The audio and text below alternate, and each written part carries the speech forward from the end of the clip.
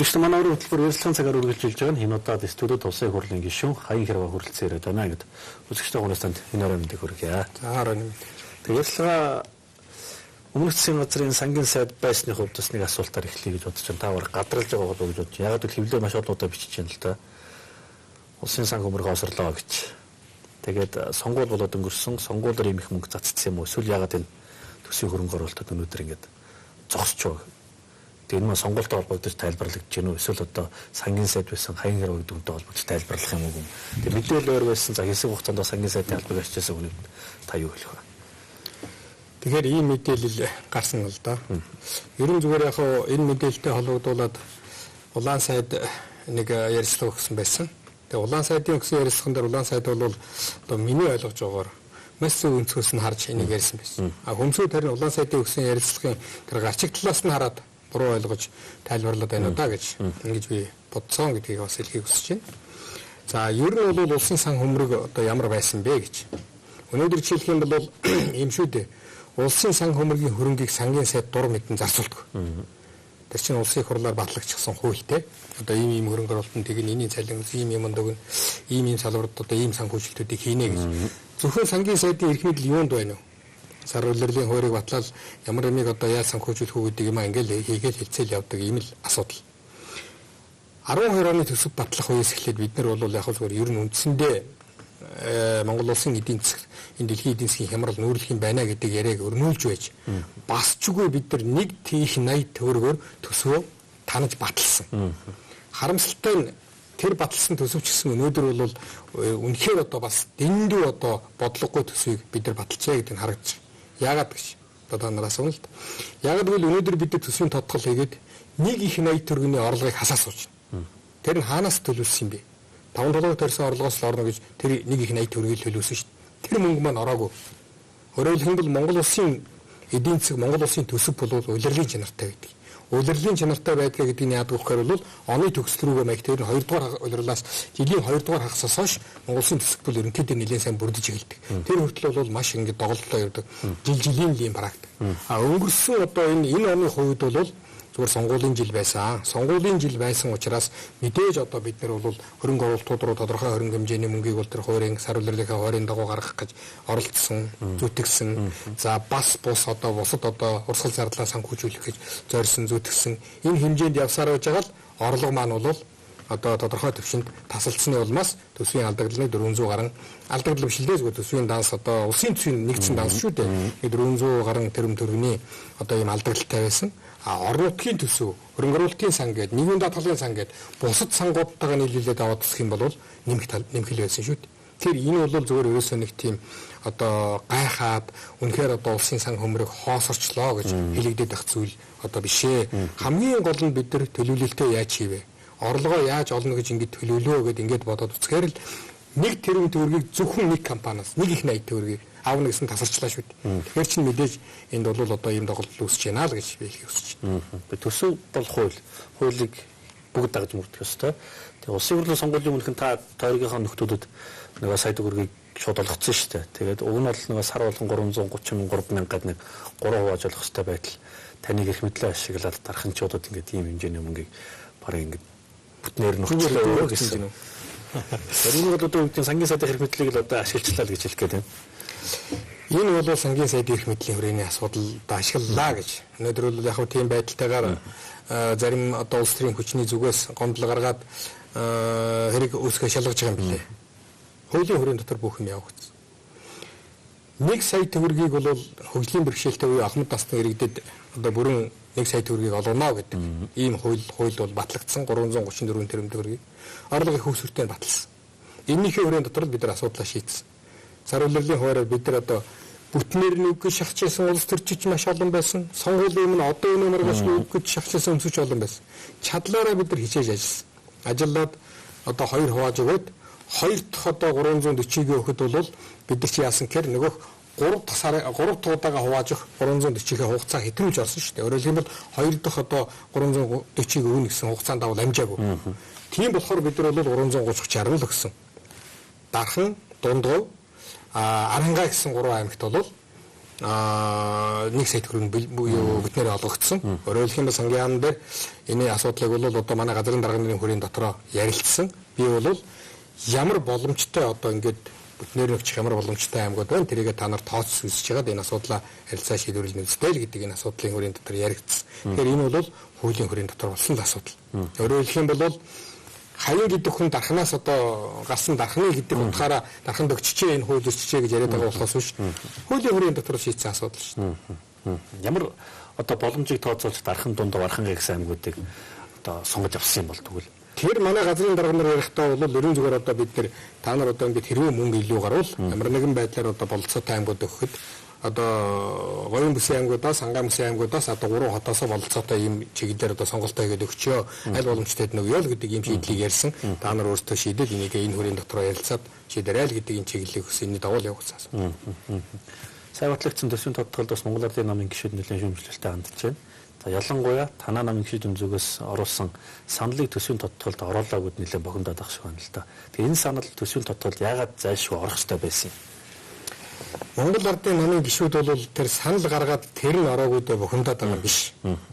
Өөрөөр хэлбэл ерөөсөө Монгол Ардын намын бүлэггүйгээр өнөөдөр бол би зүгээр шударгаар хэлье. Бүх юмыг өөрсдийнхээ дураар л хийж штт. Ард түмэн харж байгаа, даанаш ажиглаж байгаа. Шаардлага гарвал хуулиа маш хурдан өөрчилж байна.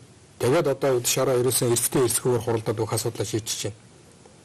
Ингэж удаа явахгүй л дээ. Зүгээр ингэж удаа явахгүй. Өөрөөр хэлэх юм бол бид нар чинь арчилсан улс. Арчилсан тогтолцоонд ороод 20 жил болоод төлөвшчихсэн. Аздаа бол одоо тэргүүлэх сэргийн арчилтай орон гიშэлж байгаа. Тэгэхээр ийм маягийн диктатор маягаар цаашаагаа явах юм бол эргээд бидний энэ 20 жил тогтоосон арчлалын хөрс суурь маань юу болж өрөх вэ? Энэ үнийг нэг талаас нь бодох хэрэгтэй. Энэ талаасаа бид нар яриад бухимдаад байгаа. Нөгөө талаасаа яаж ийм гэхээр бол нэгэнт бид нар хуулийн дагуу бүх юмаа яриад ингэж явж байгаа бол бас одоо цөөнх сонсож энэ одоо яавал бид нар энэ асуудал дээр нухстай хандаж болох уу талаас нь ойлголцож ажиллах хэрэгтэй.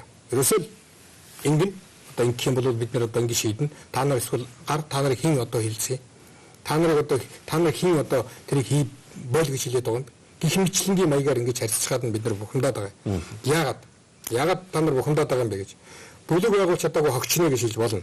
За, бүлэг байгуулаагүй гэдэг асуудал тэрнгүү энэ өөр асуудал. Хуулийн дагуу бид нар үндсэн хуулийн сандчихсан байгаа л асуудал. Өнгөрсөн 4 жилийн хугацаанд энэ 4 жилийн хугацаанд 40 зургуулан байж яагаад бид нар дангаар засгийн газар байгуулаа юм бэ? Энэ ардчлалыг чинь жоохон бэхжүүлээ. Цөөнхөн олонхон цөөнхөө хүнддэг болъё. Ер нь энэ Монголын хөгжил чинь садаа болоод байгаа энэ харилцан ингэж бие биенийгөө мөргөлдөд байгаа энэ нэг чинь нэг жоохон зөөлрүүлээ. Тэгвэл бидний яриад байгаа энэ эдийн засгийн өсөлтийг чинь бий болгох юм биш үү гэдэг үндсээр бид нар чинь бол энэ үндэс суурийг тавьж ил 46 байсан мөртлөө үргэлж ардсан намынхныг сонсож ардсан намынхын хэрвээ хурал хаяад гарахад бүтэн жилээр хурал хайжсэн юу захирал авчирсан сэдвүүд биш шүү дээ. Одоо жишээлх юм бол эхийн алдарт эхийн одонгийн асуудлаар ер нь бол бүсийн нэмэгдлийн асуудлаар гэх мэтлэнгээр ингээд ийм юмд нь бид хүлээстэй хандаад бүх юм одоо ингэж явж байна. Гэтэл бидний энэ тогтоосон юмны эсрэг яваад байна. Эргээд эн чинь бол бас улс төрд бол ахаад төлөвшөд таагүй онцгой бий болгох гэдэг нэг талаас нь бид нар бухимдаад байгаа асуудал. Нөгөө талаасаа бол төсөвтэй холбож хэлэх юм бол дэлхийн нийтийг хамарсан эдийн засгийн хямрал боллоо гэдэг ертөнц өөрөө хүлээн зөвшөөрчлөө Монгол. Монголчууд бид нар өөрсдөө амандаа бурж байна. Эдийн засаг хямарч байна. Тэсийн үн унж байна. Нүүрсний үн унж байна. Ашигт малтмлын үн дэлхийн унж байна. Хятадын эдийн засаг буурч байна. Манай гол одоо экспортлдог манай бид нар гол экспортлогч орн шүү дээ. 95%-ийг хятад хийж. Гэтэл эдгээр маань буурч байна гэд ингээд дэсэн мөртлөөс өмнө нь ахаад тэр 334 мянган иргэдийнхээ үлдсэн 10 тэрбум төгрөгийг өгөөд ингээд явахын оронд шууд сонгуулийн популизм хийж штэ хүүхдүүдэд одоо 950 хэдэн хүүхдэд бид нар одоо 20 мянган төгрөг өгнө гэж. Тэгэхээр бид нар хэрвээ өрөх гэр бүлдээ хэрэгтэй гэдэг нь 21 мянгаар өргөжлүүлдэг тэгвэл яагаад заавал хүүхдүүдийг ялгаж авчих вэ? Яагаад заавал энэ жил өгье гэж.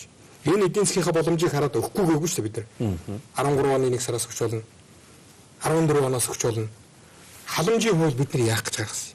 Энэ хавтгаарсан халамжийн тогтолцоо энэ юмудаас л бид нар чинь хавтгаарсан халамжаас халамжийн хуультай бол ингээд зөв явъя гэж энэний өмнө парламент чи би бас болсон болоогүй нэг 4 жил суусан учраас энэ ардсан намынхантай ярьж исэн юм, арилгааныхны ярьж исэн юм юу юм чинь одоо миний толгой дотор ой санамжийн дотор байна шүү дээ. Өнөөдөр тэр ярьж исэн юмнаас кисмэр мэрээр яваад ахаар бид нар бухимдаад авахгүй. Нэгээс нь хүүхдийн мөнгө олгоё гэхлээр сургуулиуд одоо 21 мянга өгье гэж хэлж байна. Суурьшгийн хувьд аль нь илүү вэ гэдгийг бид нар тооцож байгаа. Хүүхдийн мөнгөөс илүүтэй үнэхээр 21 мянган төгрөг өрх гэрүүлүүд тэрэг болж ирсэн бол болж ирсэн учраас өрх гэрүүлд нь л одоо 21 мянган төгрөг өгье. Тэгвэл үргэлжлүүлээд ингэж явъя. Ерөөсөө ингэж заавал нэг бүлэг одоо нэг хэсэг бүлгийг ил хүүхдийг гэдэг юм уу одоо ахмад настыг гэдэг юм уу ингэж ялгаж авах оронд тэгвэл ерөөсөө 21 мянга төр өрх гэрүүлүүд өгөөд байв л гэж. Хүүхдийн мөнгөөр өнөөдөр хүүхэдтэй бид нар хүүхдэл гэдэг байгаа. Одоо би ч гэсэн хүүхэдтэй учраас 4 хүүхэдтэй мөнгө авъя гэвэл одоо дуртай л байна л да. Гэтэл өнөөдөр ялгаа байхгүй энийг бид нар салах хэрэгтэй. Өнөөдөр одоо хаянгийн хүүхдүүдэд сар бүхэн 20 мянган төгрөг хэрэгтэй үгүй юу? Даржийн хүүхдэд хэрэгтэй үгүй юу? Ингээл аваад үзэх юм чи бас хавтгаач байгаа үстэй. Боломжтой айлын хүүхдүүд бүгд адилхан аваад явна гэсэн. А хүүхдийн мөнгө хэн авд юм бэ? Эцэст нь бид нар хүүхдэд нь өгдөг. Хүүхдэд л өгч яана гэж хүүхдийн эрхшлийн төлөө гэж яриад байгаа шүү дээ. Энд чинь зүгээр л нэг одоо ам дамжгаа популизм болохоос ялгаах хөрөх гэрүүлийг дэмжиж байгаа байхгүй юу? Өнөөдөр өрх гэрүүлийг дэмжих гээд байгаа юм бол 21 гэдэг ийм саналыг л бид нар гаргаж байгаа шүү дээ.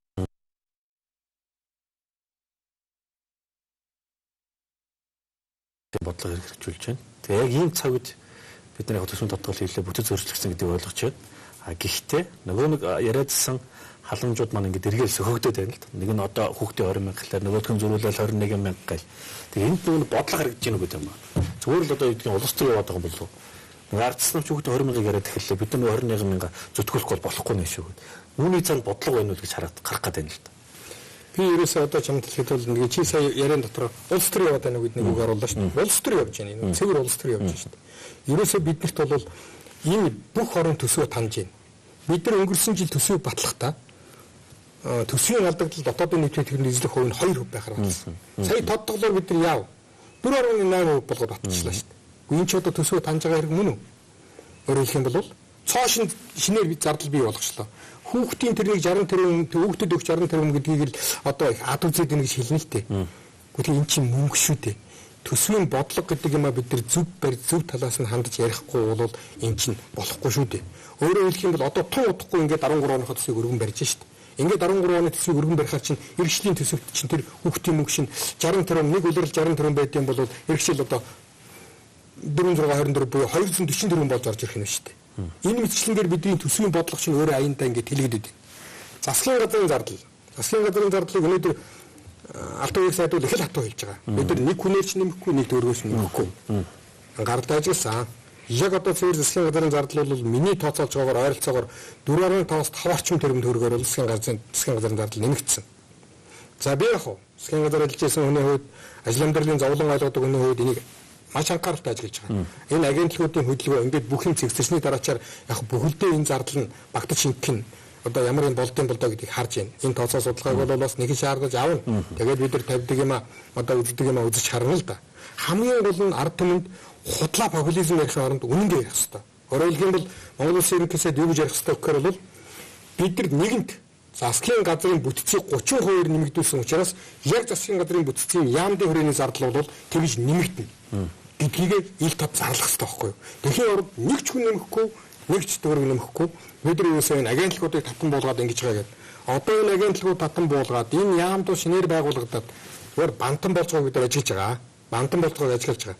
Хамгийн гол нь ажил нь хурдан нэг хэвэн дороосоо. Энэ ард иргэдэд чирэгдэл багтай байгаасаа.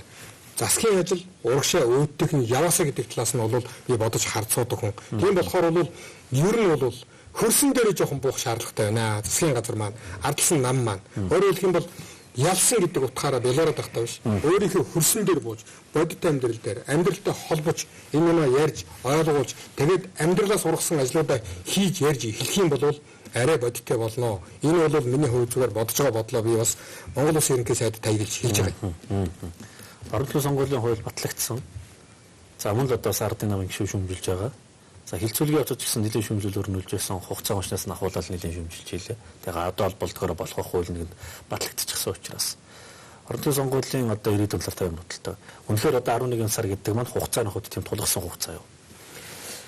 Ер нь орон нутгийн сонгуулийн хуулийг бид нар батлаа. Харлаа. За зүгээр одоо манай намын бүлгээс ажлын хэсгүүд орж ажилласан л да. Бид нар санал онлоо хийсэн. Орон нутгийн ажил амьдралын зовлон би маш сайн мэднэ. Орон нутгийн дээр одоо бид нар энэ нэг профессионалын элемент оруулсан гэдгээр өнөөдөр тэр Монгол улсыг нөгөө л тэр намжсан, таалдсан, хуваасан юм өшөө илүү хурцтуулж байгаа. Энэ бол за яг нэг янз бүрийн хувьдаараа хүн тайлбарлах. Би хувьдаа бол тэр өнцгөөс нь харж байгаа нэг. Хоёрдугаарт нь орон нутгийн сонгуулийг бид нар хизээч 11 сард явуулж байгаагүй Монгол сонгуулийг ер нь ямар сонгуулийг. Энэ бол бас яг цаг хугацааны хаваад үзэх юм бол үнэхээр хүнд үе. Өөрөөр хэлэх юм бол тэр 11 сар гэдэг чинь малчдын ажил амьдрал бас үеийн бэлтгэл ажил нь одоо эд орсон, үйл болчихсон, цас мостой болчихсон. За хөдөөний малчин ард түмчин нөө эдиш хоолны тэрэгээд бүгд л ажил төрөлтэй байдаг энэ үе. Зүгээр үнэхээр одоо энд бол би зүгээр Монгол улсын иргэдийг энэ орон нутгийн сонгуульд идэвхтэй оролцоорой л гэж хэлхийг хүсэж байна. Өөрөөр хэлэх юм бол бас энэ нэг сонгуул нь хүчингү болоод бас нэг бөөнд үйлэн шууган битгий болоосаа гэдэг талаас нь бол би бас бодож байна л да. Яг үнэ хэлэх төрийн хүний хувьд бол түүнээс биш одоо энэ сонгуулийн хугацаа энэ төр одоо өчигдөр ороо бол тэр 5 дахь ороо чинь бүр шөнөдөл болтол хуралдаал тэгээд ерөөсөө бидэрт бичлэг нь байгаа. Өөрөөр хэлэх юм бол хэдэн хүн суужгаад баталсан гэж 20 хэд хүн суужгаад одоо ингээл тэр бүх өөрчлөлтөд оруулаад батлаад явсан. Бид нар шинэ баталсан дэгийн хуулиар бол нэг хүн нөгөө хүний конопыг дарахыг хуулиар хоригдсан байгаа. Өнөөдөр энэ мэтчлэнгээр цаашаагаа яваад тэгээд 20 хэдэн хүнтэй ингээл ээлжиж конопо дараал ингээд цаашаа явах юм бол энэ парламент чинь төлөвшөхгүй. Энэ чинь хуулийн хүрээнд дэмжин явахгүй. Шийдэж гарч байгаа асуудал нь дандаа хууль зөрчсөн. Дандаа өрөөсгөл алдаанотой шийдвэр гарнаа л гэж би хувьдаа бодож байна. Их хурлын гишүүн нэгээс дээш коноп дарж байгаа үзэгдэл бол шинэ үзэгдэл биш шүү дээ. Ууг нь бол үнэн. Өмнөх парламент дээр бол өчлөө бас бид нар ч бас бичлэг нэг байгаа. Нэг гишүүн хичнээн одоо коноп дарж байгаа гэдэг. Эний чинь ламиндээ бид нар бол одоо бас юм чин дандаа сайжирчих хэрэгтэй. Би чамтай санал нэг байна. Би ч гэсэн тэр үед одоо 2-3 хүний коноп дардаг л байсан. Эний чинь болохгүй байна гэвэл энэ хоёр нам чинь хоёулаа ярьсаар байжгаад дигийнхээ хуулинд өөрчлөлт оруулсан шүү дээ. Энийг бүр хуулиар хоригдно гэж ингээд оруулж аваад дигийнхээ хуулинд оруулсан. Тэгэд их хурл дээр хэрвээ бид нар өөрсдөө хуулийг хэрэгжүүлэхгүй юм бол тийм биз дээ. Тэгвэл одоо тэгээд хууль хэрэгжүүлэх хүнээс шаардаад явах уу? Тэгэхээр чинь бол ядахтаадаар хайж тэр конопо дарж тэр хуулиа баталдаг үедээ бид нар хуулийг хэрэгжүүлж сурах хэрэгтэй. Ягаад гэвэл тэр гарч байгаа шийдвэр чинь бол ерөөсө хин нэгэн хүний хүсэл зэрэгээр нэг цөөн хэдэн хүний өөрийн хүсэл тэмүүлээр гарч явах ёстой бус заавал амьдрал бодиттой нийцсэн хууль хэрэгцсэн үндэсүүд нь хоорондоо заавал уялдсан. Тэгээд ямар ч байсан одоо алдаа мадаг багтаа зүйл ийм л төрлийн бодлого болж гарах хэрэгтэй учраас ийм конопыг дарахтаа бол улсын их хурл сонгосон 76 гишүүн бол үнэхээр маш их бодож болгоож үжиж энэ дарж авах хэрэгтэй ийм л асуудал гэж бодож байгаа. Ягаад гэвэл тэр нэг коноп дарснаар бид төрлийн бодлого, төрлийн хууль гаргах. Орон нутгийн сонгуулийн хуулийн хэлцүүлгийн явцад яагаад байсангүй? Байсаа. Ялангуяа яг тэр баталж авах үед. Одоо та хэлээд шүү дээ коноп дарж авах үед. Бид нар бол орон нутгийн сонгуулийн хуулийг одоо ерөөсө бүгд нь бол эсэргүүцсэн. Ялангуяа одоо энэ холимог тогтолцоог бид нар эсэргүүцсэн. За тэр юуг бол эсэргүүцсэн. Өөрөөр хэлэх юм бол тэр 11 сарын 20 хэдэгтээ бид нар эсэргүүцэж байгаа. Тэр орой болсон хүн энэ болохгүй. Энийг чинь бид нар бол нөгөө талаасаа яг зүгээр улс төр болгож буруу талаас нь мушгид тайлбарлаад бидний ажил садаа одоо тортог болох гэдэг нэг талаас нь тайлбарлаад байгаа болохоос бус ер нь бол бид нар ч бас ажиллаа бодож. Бүр 10 сард ич ядахтаа эрдсэн хүрээд тэр хин ялах нь сонирн бас энэ сонгуульд тийм ээ. Эрдсэн хүрээд энэ төрийн ажил бас нэг явдгаараа явчих юм бол цаашаа энэ засгийн газар ч тэр төрийн ажил цаашаа явахд нь бол ялбаш шүү дээ. Хэрвээ эрдс хүрдэггүй болдгоо гэдэг ийм бүх хэрүүл болоод энэ сонгуул чинь дахих мах дээр өрөх юм бол тэгээ энэ засаг төрийн ажил чинь уламл хөндөрнө үстэй. Тэгж л харж байгаа юм бид нар. Тийм л учраас бид нар бол одоо тэр хуулийн хүрээнд дотор ажиллаа явуулгыг шаардж байгаа учраас эсэргүүцээ илэрхийлж байгаа царин тэр. Хуралдаанаас орхиж байгаа шүү дээ. Тэгээ хуралдааныг орхиж юм болохгүй. Тэгэхээр одоо ч нэг юмтай болчиход шүү дээ. Өглөө ороод ирсэн хийцэн тэр ирцэн шууд явуулчихдаг. Тэгэхээр бид нараас тэгин тухай хуулиуд нэгж харах хэрэгтэй юм шиг байгаа юм л да. Тэг юм дандаа боловсронгуй болж явах хэрэгтэй. Үнэхээр одоо тэгийн тухай хуулийн бусад юмнуудаа бол харах юмнууд их л байна шүү дээ. За одоо тэр манай намын бүлэг байгуулах байгаа тэр 24 цаг энтергээл нэг юм асуудлууд байна. Үүний хэрэг дээр яг энэ нэг бол юу гэж хэдэн ярьдаг вөхөр танаа намыг харуулсан гэж ярьдаг. Энэ удаад бол нэг нэлээд олон асуудал дээр бас нэг тийм аргаанууд гарлаа шүү дээ. Танаа нам тэгсэн, танаа нам ингэсэн гэдэг асуудлаас та нар тэдэн онд яаж ялаа гэж. Хэрвээ бид нар өнөөдөр энэ улс төрийг төлөвшүүлэх гэж энэ ардчил гэдэг юм чинь Монголын хөрсөн дээр бат бих суулгах гэж оролдож зүтгэж яваа бол одоо тэр өнгөрсөн юм аа бол эргэж чий тэгсэн чамайг тэгэхээр одоо тэгж ийн гэдэг юм асуулт салах хэрэгтэй. Урагшаа гарч ажиллах хэрэгтэй. Ягаад гэвэл бид нар заавал энэ юмыг бол зөв талаас нь харж зөв тал руу явуулах чиглэл рүү анхаарлаа хандуулж ажиллах хэрэгтэй л гэж хэлмээр байна. Хардам нам сөрөгчний байр суурин дээр очсон тэгээд энэтэйг нэг эвлэрч өгөхгүй байгаад ах шиг байна гэдэг бас ажиглагч нар бас дүгнэл байна лээ. Тэг яг энэ цаг хугацааны л одоо зүйл байх гэж бодож ин нэг юм сүйтэй юм биш болов уу гэж хараад байна. Зүгээр яг сөрөг хүчнийхээ байр суурин дээр очиж одоо чадахгүй байна, ийм шөмжлүүд байгаа. Зүгээр бид нар бол мэдээж өнөөдөр сөрөг хүчин гэдгийг бид нар хүлээн зөвшөөрөө сонгуулийн одоо үр дүнг бид нар хүлээн зөвшөөрөн шүү дээ. Сөрөг хүчин гэдгийг хүлээн зөвшөөрөөд ажилдаа ороод бид нар явж гин. Хамгийн гол нь бол бид нар бас нэг энэ бүлэг мүлгээ байгуулад ингээд хууль эрхийн хэрээн дотор бүх асуудлаа явуулъя гэж байна.